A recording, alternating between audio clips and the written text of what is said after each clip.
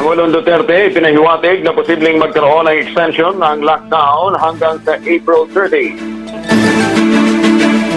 Mga negosyante pabor sa 2 linggong pagpapalawig ng lockdown sa buong Luzon. Pangulong Digong muling umapila sa publiko na manatili sa loob ng kanilang mga bahay at ugaliin ang pagsusuot ng face mask. Mga mamamayan, hinimok ng Pangulong Duterte na sama-samang magdasal ngayong Holy Week upang malagpasan ng krisis na dulot ng COVID-19. Samantala, Pangulong Duterte aminadong kulang ang pondo ng gobyerno sa harap ng nararanasang krisis dahil naman sa coronavirus 19. Senator Sani Anggaran na dagdag na lista na maggumaling sa COVID-19. Siya ay umuwi na ng kanilang bahay at aabot sa birthday ng kanyang anak ngayong weekend. At 32 naman ang naaresto na dahil sa pagpapakalat ng fake news. At sa timbalitang sports, Pinoy fighters at trainers apektado ng COVID-19 pasok naman sa Social Amelioration Program ng pamahalaan. Miss Angel Oxin nagbabala sa mga kumakalat na fake news na namimigay umano siya ng pera para sa mga COVID-19 victims. Approve naman kay Pangulong Digong Duterte ang panukala na palawigin pa ang 2 linggo ang ipinatutupad na enhanced community quarantine ECQ sa bansa sa harap ng lumulubong kaso ng COVID-19 pandemic. Sa kanyang public address kagabi, ipinahiwatig ng Pangulong Digong na posibleng tumagal ang lockdown hanggang Abril at 30. At ito ngayon ay kanyang pinag-aaralan at dinidiscuss pa rin sa iba pang miyembro ng kanyang kabinete. Ayon sa Pangulo, naipatupad na ang Bayanihan to Heal as One Act at naipamigay na ang makinakailangang ayuda, bagamat meron pa rin hindi nakatanggap dahil inuna ang poorest of the poor. Kasabay nito namin ang Pangulo na kulang ang pondo ng pamahalaan, kaya inatasan niya ang Department of Finance na maghanap ng pondo at pag-aralan na itigil na ibang proyekto at unahin ang pangailangan sa pagkain para maiwasan ang kaguluhan. Sinabi pa ng Pangulong Duterte na desperado na siya sa sitwasyon, kaya nanawagan ito sa public sector at mga employers na tulungan ang pamahalaan upang hindi ito bumagsak. Narito ang Pangulo. We are inclined to extend the lockdown up to April 30. Tignan natin after that. In the meantime, magdo-double time kami. Doon sa tinatawag ninyo middle class. How is it defined or arrived at correctly? We will talk about this. I addressed myself to the people who have the money now to help. Pati yung mga employers. Alam mo, tulungan ninyo ang gobyerno, ang bayan natin. Kasi pag bumagsak ang gobyerno, bagsak kayong lahat. Sabi ko nga, I end this with a prayer. Maraming negosyo naman ang pumabor sa 2 linggong extension ng enhanced community quarantine sa buong Luzon. Ito ang lumabas sa informal survey ng Go Negosyo sa isang business advocacy group na nagtanong tungkol sa pagpapalayag ng enhanced community quarantine dahil pa rin sa COVID-19. 90% ng mga negosyo ang sumuporta sa 2-week extension ng COVID-19 para bumaba na ang kaso ng virus sa bansa. Ayon kay Joey Concepcion, Presidential Advisor for Entrepreneurship at frontliner din o founder ng Go Negosyo, kahit alam nilang negatibo ang epekto sa ekonomiya ng lockdown, mas gugustuhin na rin pa nilang mag-lockdown upang hindi na pumalat pa ang virus.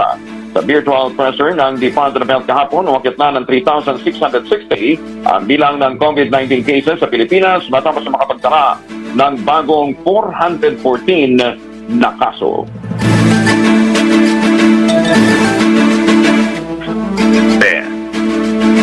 Muling nanawagan si Pangulong Duterte sa publiko na makinig sa pamahalaan at huwag lalabas ng bahay at magsuot ng face mask habang nilalalabanan ng bansa ang pagkalat ng coronavirus disease 2019. Sa kanyang televised speech kagabi, sinabi ng Pangulo na mahalaga na manatili ang lahat sa kanilang tahanan upang hindi ma-expose ang sarili sa virus at hindi rin makahawa. Ipiniliwanag din ng Pangulo kung paano kumakalat ang coronavirus at ano ang dapat magawin para hindi tayo magkasakit. Narito ang Pangulo. Once again, I'm asking the utmost cooperation of the public in these trying times. Let us see the needs of our poor brothers and sisters who are hit most by the pandemic. You know, lahat tatamaan ito. Kaya sa lahat ng bansa sa mundo, isang order lang, pasok kayo sa bahay, huwag kayong lumabas kung ayaw ninyong mahawa. Pero ngayon, kung talagang higpitan mo, which is really the advice of all governments, lahat ng gobyerno, ito ang sinasabi. Go inside your house and lock it and do not come out until the pandemic is over. So it's a deadly thing. That is why huwag kayong lumabas. Kasi alam mo ito, it's in the air. Early. Paano lumilipad yung sumasama sa hangin. Kaya mag-mask kayo.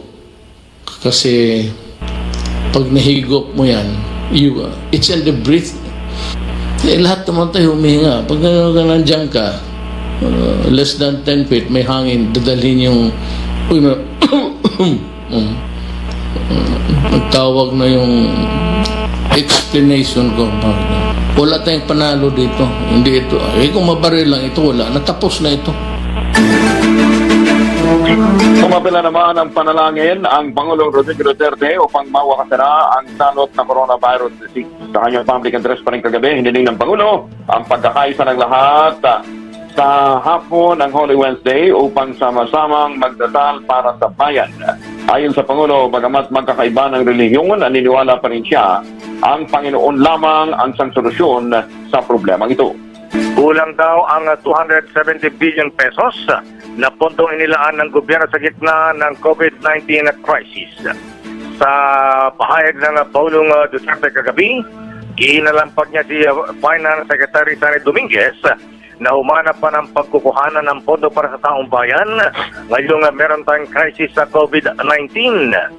Ayon sa Pangulo, hindi sapat ang 270 billion pesos na pondo sa loob ng 2 buwan. Nakapagtabi naman ang gobyerno ng 200 billion pesos na ipamimigay sa 18 milyong low-income households sa bansa. Bukod dito ay sinabihan din ng Pangulong Duterte si Dominguez na hanggat maaari ay tipirin ang pondo ng gobyerno sa ngayon habang naganap ng pandagdag sa COVID-19 budget. Naratong muli ang Pangulong Duterte.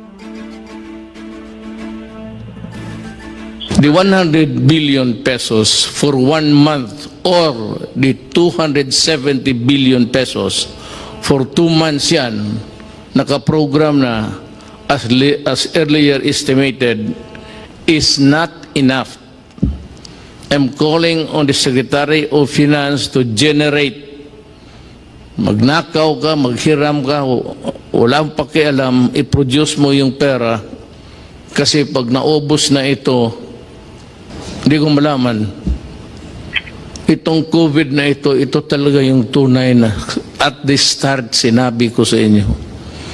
Bantay kayo dito, bantay tayo. Talagang yayariin na itong COVID na ito. Samantala, nadagdag si Senador Sani Angara sa listahan naman ng mga gumaling sa COVID-19.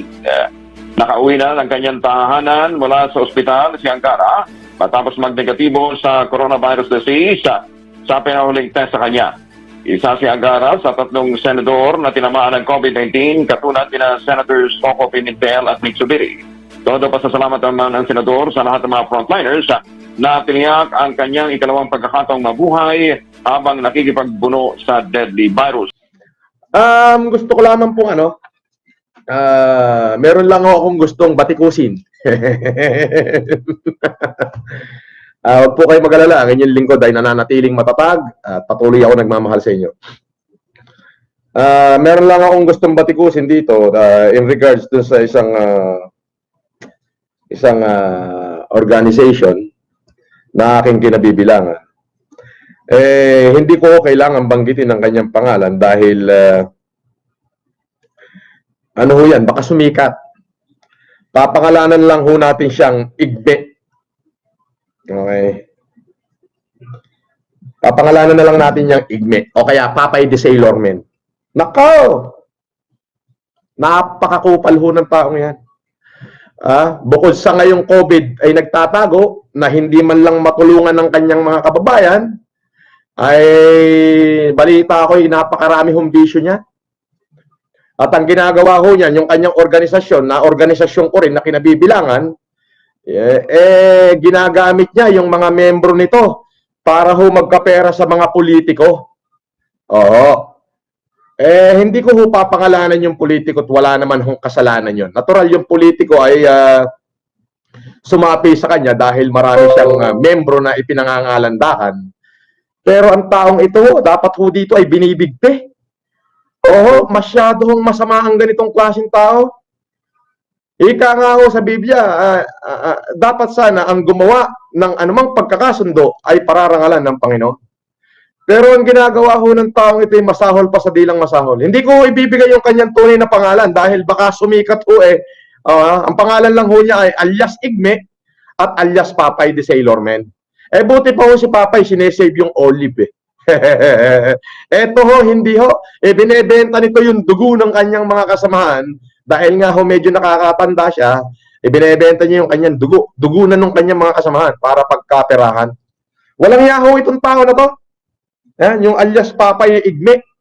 Anyway, binabati ko yung aking kaibigan. Magaling na tao to, si Kapitan Joey Suarez ng Barangay Nicolasa de Rata, General Mariano Alvarez, Cavite. Ito hinakasama ko nung panahon ng Undoy. Itong si Cap Joey. Talaga naman nung inaabot kami ng madaling araw sa pagtulong sa tao, doon sa mga biktima ng Undoy. Hindi po ito, Kapitan. Noon, kagawad lang ho ng barangay ito. Dati, nung kaibigan ko. Ngayon ho, tapos na ho yung kanyang termino bilang kapitan. Pero siya pa rin yung nakaupo. Magaling hong lalaki to. Magaling na lalaki to. Ito si Kapitan Joey Suarez. Kung nakikinig ka sa akin ngayon, Kap Joey, mabuhay ka. Anyway, yung sinasabi ko na bibigyan ko lamang una isang oras na pagsasalita, ay isang minutong pagsasalita, itong alias Papay at alias Igme. Ang ginagawa ho nito si alias Papay at alias Igme, pupunta ho sa lahat ng politiko, lalo na pag malapit na eleksyon. Dadalhin niya ho yung mga member nung aming organization, yung Alpha Kappa, at ipagbibili ho niya ito. Doon sa mga politiko. Balita ako, naging barangay kagawad yata ito. Pero sabi ko nga, paano nanalo to yung hindot na ito? Talagang napakawalang yaho nito.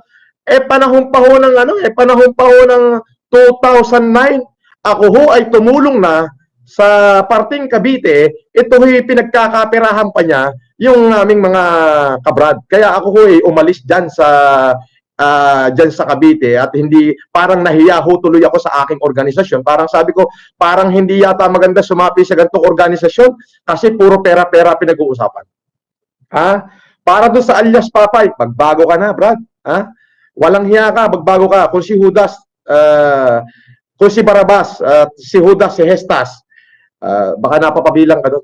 Anyway, tapos na ho yung usapan niya. Sinabi ko lang ho yung alias Igme na yan ay talagang napakawalang hiya ho niya. Hindi ko mabanggitin yung tunay na pangalan, alias Papay at alias Igme. Walang yaho yan. Huwag ho kayong maniniwala dyan. Abnormal ho yan lahat ng klase ng bisyo na andyan. Tingnan nyo ho yung mukha, mukhang hindi na ho mapagkakatiwalaan. At wala ho kayong makikita sa record niyan na gumawa ng mabuti sa tao yan. Hindi ko alam kung bakit buhay pa yan. Anyway, tapos na ho dyan. Ngayon po, at may natanggap po ako sulat dito. Ito po ay hindi ko alam kung paano nakarating sa akin, pero ito po ay residents daw po ng Pandibulacan, Mapulang Lupa. Grabe naman. 1,433 household. Personal hong sulat ito, nakalagay dito is pagkakaisa ng mamamayang Pilipino, Pandibulacan. Ito pong, hindi po ako mangangako dito sa mga tiga Pandibulacan. Talaga naman hong pirmado ho nila. Dalawa, andyan ho lahat ng pirma, ang mga residente. Sino nagbigay sa nito? Sa baba. Security guard sa baba.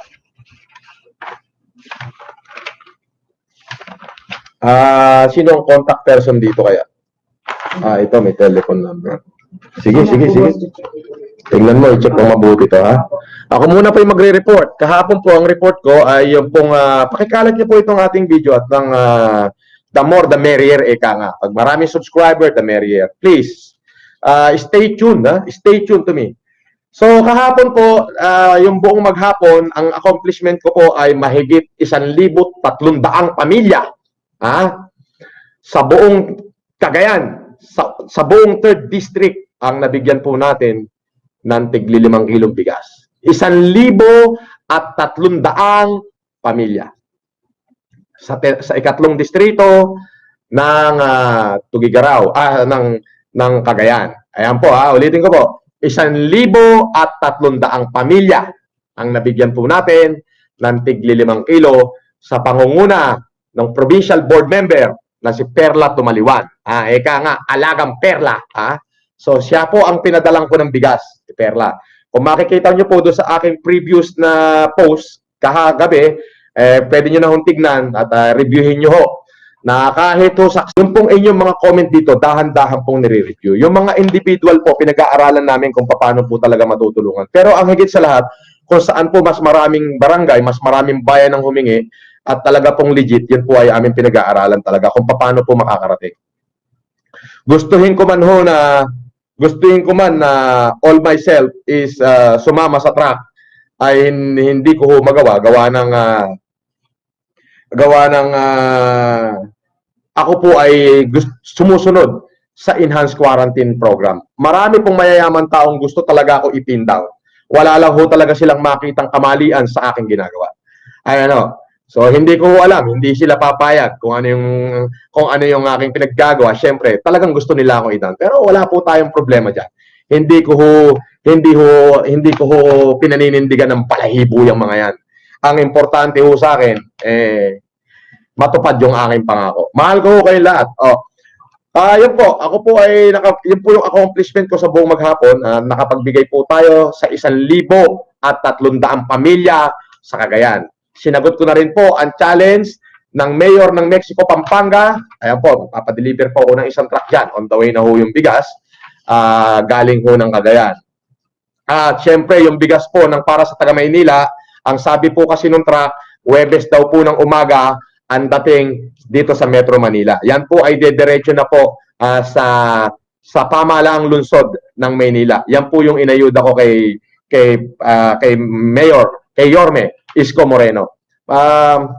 Alam niyo po mga kapatid, pagpapasensyahan niyo na po dahil po hindi po basta-basta mag-facilitate ng bigas. Unang-una, naka-enhanced quarantine po tayo, medyo mahirap po yung dating ng bigas gawa ng truck, holiday, pistang pangilin, yung ibang truck ayaw bumiyahe. Ginagawa po natin, yung pong mga ani sa mga probinsya ng mga local farmers, yan po yung ating binibili para madala po dito sa Metro Manila. At magaganda pong klaseng bigas yun. Magagandang bigas po yan. Thank you for watching mga boss, and don't forget to subscribe and click the notification bell. Kaya thank you. Maraming salamat po sa panonood.